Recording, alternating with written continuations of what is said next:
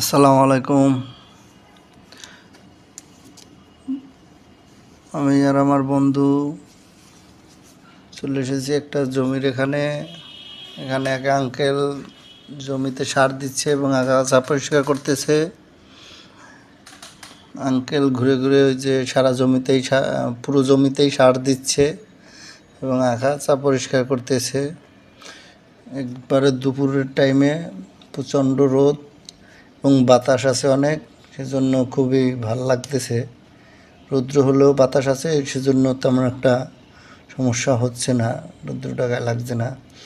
যে প্রচণ্ড বাতাস, ধানগুলো কি সুন্দর, ধানের চারাগুলো কি সুন্দর দোল খাচ্ছে, দেখতে অসাধারণ লাগতেছে।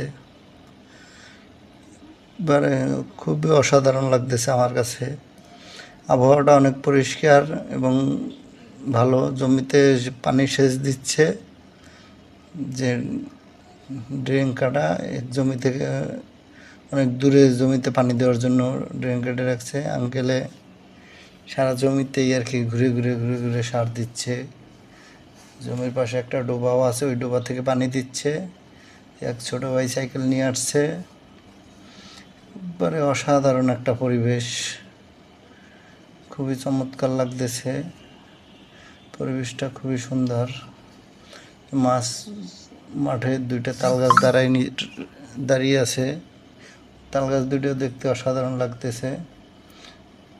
আমি আমার বন্ধু যে বাইক নিয়ে গেছিলাম ওখানে, তো দেখতেছি আঙ্কেল কাজ করতেছে, জমিতে পানি দিচ্ছে। এই কারণে আমরা নামলাম যে ওখানে একটু যাই, খুবই ভালো লাগবে। আমার বন্ধু আঙ্কেলের কাছে নিয়ে মাথায় গামছাটা বেঁধে ঘাস কাটতে বসে গেছে। একটু পরে আবার ওই পাটখড়ি ঠিক করতে যাইবেও। একবারে বন্ধুকে মনে হচ্ছে যে গ্রামের কৃষকের মতোই। বন্ধুকে অসাধারণভাবে মানাইছে। কেউ দেখলে বলবে না যে সে কৃষক না। অসাধারণ হয়েছে বন্ধুর ইটা। একবারে যেরকম কৃষকরা করে, আর বন্ধুরও সেরকমই মানাইছে। যে মাথার গামছা আবার মাথায় নিয়ে আসছে।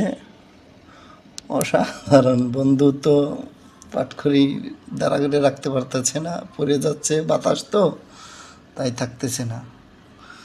আসসালামু আলাইকুম।